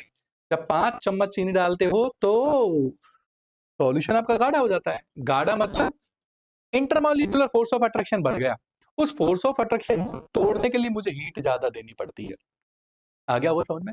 तो जितना ज्यादा इंटरमॉलिक्यूलर फोर्स ऑफ रोटेशन होगा, उबालने के लिए हीट उतनी ज्यादा देनी पड़ेगी, बॉइलिंग पॉइंट उतना ही ज्यादा होगा। तो अपन इजी लैंग्वेज में अपन कैसे पढ़ते हैं, जितना ज्यादा गाढ़ा होगा बॉइलिंग पॉइंट उतना ज्यादा होगा। Is that um clear? आगे हमारी बात समझ में? तो देखिए कॉलिगेटिव प्रॉपर्टी अपन लोग 4 पढ़ते हैं। कितनी पढ़ते हैं मेरे बच्चों? 4। पहला RLVP, आप पढ़ चुके हो। ऑस्मोटिक प्रेशर, पाई। तीसरा होता है elevation in boiling point, delta TB, जिसके भी ऊपर बात कर रहे थे। चौथा होता है डिप्रेशन इन फ्रीजिंग पॉइंट। ये 4 होती है कॉलिगेटिव प्रॉपर्टी, जो सॉल्यूट के नंबर ऑफ मोल पर डिपेंड करती है। जितना ज्यादा सॉल्यूट डालोगे, जैसे जैसे आप सॉल्यूट डालोगे, जैसे जैसे आप सॉल्यूट का अमाउंट चेंज करोगे, जैसे जैसे आप सॉल्यूट के नंबर ऑफ मोल किसी रिएक्शन में या किसी सॉल्वेंट के अंदर चेंज करोगे, वैसे वैसे इनकी प्रॉपर्टी चेंज हो जाती है। तो ये जो चारों के चारों है, ये number of mole of solute पर डिपेंड करते हैं, that's why they are called colligative property. और किसी भी कॉलिगेटिव प्रॉपर्टी में आई जरूर टेक पार्ट करता है, टेक पार्ट करता है आई। ठीक है, अब देखो इधर RLVP का फॉर्मूला आप क्या लिखते हो, P naught A minus P S upon P naught A equal to N upon N plus N। लेकिन ये फॉर्मूला अधूरा है। ये फॉर्मूला क्या है मेरे बच्चों, अधूरा। साहब कैसे अधूरा है, ये सॉल्यूट है, और मैंने कहा ना जब सॉल्यूट को किसी भी चीज के अंदर डालोगे तो वो डिसोसिएट या एसोसिएट होगा। हो सकता है आपने 1 मोल NaCl लिया, अब पानी के अंदर गया 2 मोल हो गया, आपको 2 से मल्टीप्लाई करना पड़ेगा। तो हर सॉल्यूट के आगे आपको आई लगाना पड़ेगा। जहां जहां स्मॉल एन आ रहा है वहां वहां आई आएगा, जहां जहां स्मॉल एन आ रहा है वहां वहां आई आएगा, कैपिटल एन के आगे नहीं आएगा। पाई का फॉर्मूला जानते हो, कुछ भी आता होगा, पीवी इक्वल टू NRT या पाई वी इक्वल टू CRT तो सुना होगा, पाई इक्वल टू CRT, लेकिन इसके आगे भी आई लगेगा। तो इसमें आई को ऐड तो कहते हैं एन के आगे लगेगा, जरा चेक करते हैं। कंसंट्रेशन क्या होता है, NYPRT। मैंने कहा जहां जहां एन आएगा वहां आई आएगा। अरे है, ये आपका दूसरा पाई वाला, ये तो पहला हो गया RLVP वाला, दूसरा पाई वाला, तीसरा जानते हो, डेल्टा टीबी बराबर आई मोलालिटी इनटू के भी लिखते हैं। अब साहब आई क्यों आ गया, आपने कहा था स्मॉल एन के आगे आएगा, अरे ये भी तो कंसंट्रेशन ही है। मोलालिटी, अरे हमारे बच्चों मोलालिटी का मतलब क्या होता है, N/W होता है ना, तो स्मॉल एन के आगे आई आ जाएगा। ऐसे ही डेल्टा TF है, डेल्टा TF बराबर आई मोलालिटी इनटू KF। तो ध्यान रखना जहां जहां स्मॉल एन आ रहा है वहां वहां आपका आई आएगा। Is that clear? ठीक है, अब इसको जरा मैं क्वेश्चन को अब आगे ले जाने से पहले एक खतरनाक चीज आपको बता देता हूं, इसमें आपको बहुत मजा आएगा। ठीक है हमारे बच्चों, देखिए इधर मैंने क्या बताया था, कॉलिगेटिव प्रॉपर्टी। तो कोई सी भी कॉलिगेटिव, जैसे पाई ले लो आप, पाई इक्वल टू क्या होता है बताओ, ICRT, यही होता है ना पाई इक्वल टू ICRT। अरे यस सर, नो सर, ठीक है। तो क्या R और T तो एक किसी भी कंडीशन के लिए कांस्टेंट रहेगा, तो पाई प्रोपोर्शनल क्या हो गया IC। पाई क्या है, पाई कॉलिगेटिव प्रॉपर्टी। तो कोई सी भी कॉलिगेटिव प्रॉपर्टी IC की प्रोपोर्शनल होगी, यानी कि IC डायरेक्टली प्रोपोर्शनल क्या हो जाएगा मेरे बच्चों, कॉलिगेटिव प्रॉपर्टी। और कॉलिगेटिव प्रॉपर्टी कितनी होती है आपकी, 4। कितनी होती है, 4। कौन कौन सी, RLVP, ठीक है। दूसरी बोलो पाई, तीसरी बोलो डेल्टा टीवी, चौथी बोलो डेल्टा TF। कैसे समझाऊंगा, देखो अब आता है आपका बॉइलिंग पॉइंट। देखो बच्चों, बॉइलिंग पॉइंट ऑफ सॉल्यूशन, सी का मतलब क्या होता है, कंसंट्रेशन। कंसंट्रेशन का मतलब विस्कोसिटी, विस्कोसिटी मतलब गाढ़ापन। गाढ़ा होगा पानी और शहद होगा, जल्दी कौन उबलेगा, पानी, शहद गाढ़ा है, कंसंट्रेशन होगी, फोर्स एक्शन होगा, उसको देनी पड़ेगी। गाढ़े में उनसे जवाब दिया करो, गाढ़ा तो जल्दी, गाढ़ा जितना ज्यादा होगा बॉइलिंग पॉइंट उतना ज्यादा होगा, और बॉइलिंग पॉइंट जितना ज्यादा होगा फ्रीजिंग पॉइंट ऑफ सॉल्यूशन उतना ही क्या होगा, कम होगा। Is that clear? आप बताओ, बॉइलिंग पॉइंट ज्यादा है मतलब बॉइल होने में टाइम ले रहा है, और बॉइलिंग पॉइंट ज्यादा का मतलब क्या होता है, वेपर कम बन रही है, मतलब वो तो उबल ही नहीं रहा, उबलने में टाइम लगा रहा है, तो उबलेगा तो वेपर देगा, तो वेपर प्रेशर क्या हो जाएगा, कम।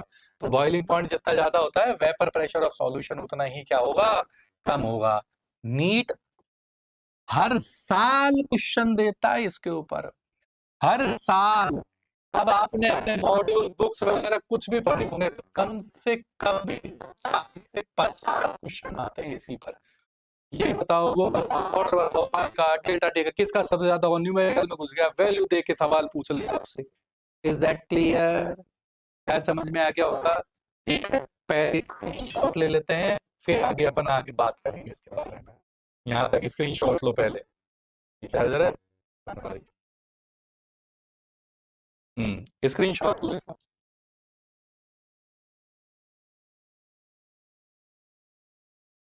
ले लिया? चलो जी, नीचे वाले का भी स्क्रीनशॉट ले लो। एक मिनट ओके क्या? चलो जी, अब अपन अपने क्वेश्चन को करते हैं जिस पर अपन पहुंच गए थे। आओ जी अपने क्वेश्चन की तरफ चलो चलो। हाँ जी,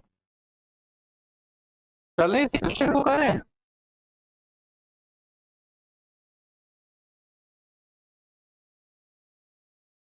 पढ़ो क्वेश्चन को। मैक्सिमम वैल्यू पूछ रहे हैं मेरे से। क्या पूछ रहे हैं मेरे बच्चों? Maximum value of vapour pressure of solution. अच्छा, यानी कि IC प्रोपोर्शनल 1/PS होगा। तो सबका मुझे I और C निकालना पड़ेगा। आओ निकालें। बताओ यहाँ C कितना है?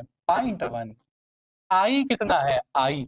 अब देखो साहब, अभी थोड़ी देर पहले बताया था एक मोल कंपाउंड डिसोसिएट एसोसिएट होकर कितने मोल देता है। तो सब परसेंट तो दिया ही नहीं इसने। अगर परसेंट नहीं देगा तो क्या मानोगे? 100%। और मान लेते इसने परसेंट दे दिया 0.1 मोल Na3PO4। अगर परसेंट दे देगा तो फिर कौन सा फार्मूला लगाते हैं? I = 1 - alpha + n alpha। अरे सर, चलो एक काम करो, Na3PO4 का 100% करके निकाल के, ठीक है, इसका 100% यहाँ करके निकाल देता हूँ। 100% डिसोसिएटेड Na3PO4। फार्मूला बताओ। I = 1 - alpha + n alpha। 1 - alpha 100/100 1 plus n मतलब पूरा टूट कर कितने देगा ये? 3 तो ये 1 ये 4, फिर एल्फा वही 100/100 आपका 1 काटो कितना आ गया? 4 आ गया ना। वैसे बता रहा है तुम्हारी 3 और 4, ठीक है। तो अपन IC निकालेंगे सबका। तीरा आई है 4 मेरे बच्चों, 4। इधर बताओ, तीरा आई कितना है? 2 रे 3। तीरा आई कितना है? 1 और 1 2। तीरा आई कितना है? 1 है। सब एक क्यों है? 6 तो 8 12 6। देखो इस लाइन को भी आप भेजे में फिट कर लो। आई की वैल्यू जो होती है ना किसी भी शुगर के लिए, शुगर जानते हो? ग्लूकोज हो गया, फ्रक्टोज हो गया, मैनोज हो गया, कोई सा भी कार्बोहाइड्रेट हो गया, किसी भी हाइड्रोकार्बन के लिए, यूरिया के लिए, किसी भी नॉन इलेक्ट्रोलाइट के आई की वैल्यू ऑलवेज 1 होती है। पेज में फिट कर लेना इसको। वो पेपर वाला कभी नहीं बोलेगा आपको आई 1 2 है कि आधा है कि 3 है। शुगर आ जाए, कोई सा भी हाइड्रोकार्बन आ जाए, कोई सा यूरिया मतलब यूरिया आ जाए, कोई सा भी नॉन इलेक्ट्रोलाइट आ जाए, नॉन इलेक्ट्रोलाइट में बोलता है वो सवाल पे बोलेगा एक नॉन इलेक्ट्रोलाइट को मैंने इसके अंदर डाला। Is that clear? आई की वैल्यू कितनी लेनी है आपको? 1। तो ये कौन है तुम्हारा? हाइड्रोकार्बन ही तो आई की वैल्यू 1 हो गई। ये कितना हो गया मेरे बच्चों? 0.4 0.3 0.2 0.1। मेरे से पूछ रहा है मैक्सिमम किसका होगा? मैक्सिमम किसका होगा? जिसका IC कम होगा, इसका होगा। अब बताओ इन्हें PS के बढ़ते हुए ऑर्डर में जमाओ। PS का बढ़ता हुआ ऑर्डर, तो सबसे ज्यादा किसका होगा? D, फिर C, फिर B, फिर A। ये किसका ऑर्डर आ रहा है? PS का, क्योंकि जिसका IC सबसे कम है उसका PS सबसे ज्यादा होगा। Is that clear? स्क्रीनशॉट ले लो एक बार इसका।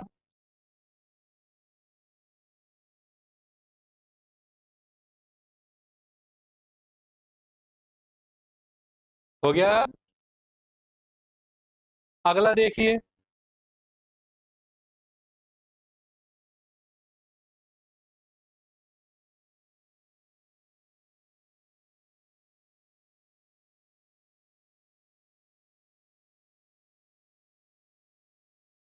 Question number 24।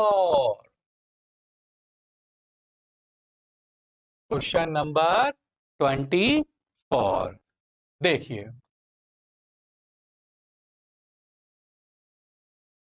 Find the value of alpha in term of I और A X B Y. Find the value of alpha in term of I for A X क्या B Y. अब मेरे से इसने alpha के बारे में पूछा है। I know very well I equal to 1 minus alpha plus N alpha होता है। मुझे निकालना क्या है एल्फा। तो मैंने क्या किया आई, तो यहां पर मेरे बच्चों इधर से मैं एक और थोड़ा सा लो इजी कर देता हूं, एक को भी यहां ले आता हूं मैं। तो ये क्या बन गया तुम्हारा आई माइनस 1, ये बन गया। अब इनमें से एल्फा कॉमन ले लीजिए। तो बताओ जैसे ही एल्फा कॉमन लोगे तो क्या बचेगा आपका एन माइनस 1 बच जाएगा। अरे यस सर, नो सर। तो alpha equal to I minus 1 upon N minus 1। Answer तो आ गया, लेकिन पेपर में तो ये ऑप्शन ही नहीं था। पेपर में तो हमारे बच्चों ये ऑप्शन था ही नहीं। तो फिर तो तो फिर क्या। अब बताओ यहाँ एन की वैल्यू क्या है। तो एन अभी थोड़ी देर पहले बताया था, एक मोल कंपाउंड पूरा टूट कर कितने आयन देता है। ऐसे बताओ CaCl2 कितने आयन देता है।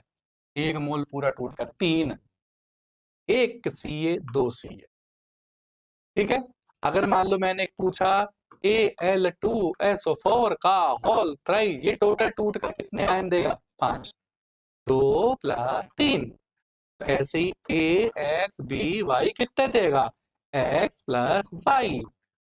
ए एक्स बी वाई से टोटल कितने आयन मिल रहे हैं आपको x + y। तो alpha equal to I minus 1 upon N की जगह क्या लिखोगे x + y minus 1। That is our answer. Is that clear? शायद समझ में आ गया होगा। ठीक है,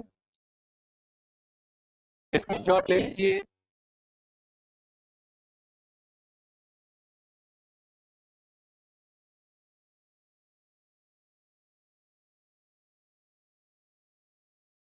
हो गया? अगला क्वेश्चन देखिए,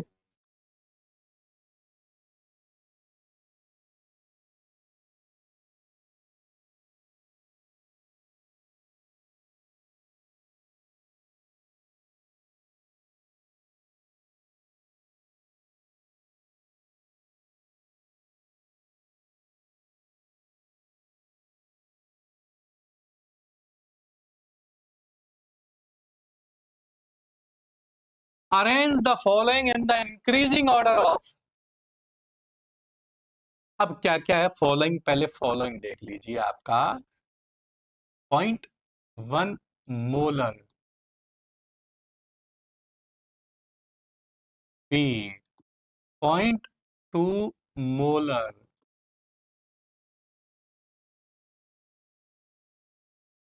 सी, 0.2 मोलर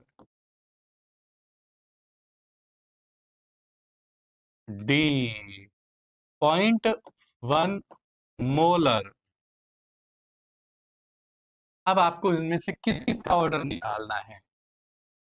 ए R L B, B osmotic pressure, C delta TB, D delta TF, E boiling point, और freezing point of solution, boiling point of solution. अरे सर नो सर, शायद मेरी बात समझ में आ रही होगी।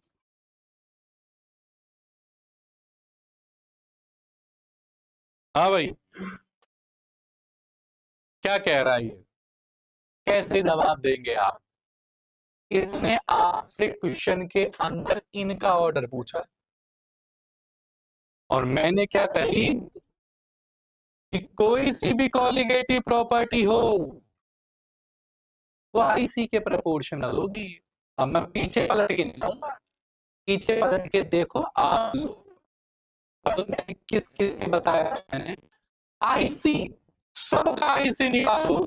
आओ जी, इसका आईसी निकालते हैं, बताओ आई कितना है, 3 और 1 4, सी कितना है 0.1, आई कितना है 3 और 2 5, सी कितना है 0.2, आई कितना है 4 और 1 5, 4 और 1 5 हो गया, ठीक है, इनटू बताओ 0.2, यहां कितना है आई 1, इनटू बताओ 0.1, तो बताओ ये कितना आ रहा है आपके पास 0.4, ये कितना आ रहा है 1, ये कितना आ रहा है 1, और ये कितना आ रहा है 0.1। Is that clear? शायद हमारी बात समझ में आ रही होगी, ठीक है। अब बताओ ये दोनों तो बराबर आ रहे हैं, बी और सी, तो बताओ बराबर क्यों आ रहे हैं? क्योंकि इनके लिए आई सी की वैल्यू क्या आ रही है, सेम आ रही है। अरे और दो देखो ना इधर, 3 और 2 5 इंटू 0.2, और इधर 4 और 1 5 इंटू 0.2। तो बताओ आरएलवीपी आईसी के डायरेक्टली प्रोपोर्शनल होती है, जितना ज्यादा आईसी होगा आरएलवीपी उतना ही ज्यादा होगा। तो बताओ सबसे कम किसका आएगा, डी, फिर किसका आएगा बी और सी का बराबर, और सबसे ज्यादा किसका आएगा ए का। आईसी के प्रोपोर्शनल है, आईसी जितना ज्यादा ये वैल्यू भी उतनी ही ज्यादा, आईसी जितना ज्यादा ये वाली वैल्यू ज्यादा। क्या पाई का भी ऑर्डर यही आएगा, बी से बड़ा बी बराबर सी से बड़ा ए, क्योंकि चारों कॉलिगेटिव प्रॉपर्टी है, चारों का है कॉलिगेटिव प्रॉपर्टी। इसमें भी ऑर्डर नहीं आएगा, बी बी सी ए, इसका भी यही आएगा, डी से बड़ा बी बराबर सी से बड़ा ए। अब बताओ बॉइलिंग पॉइंट ऑफ सॉल्यूशन ये भी वही है,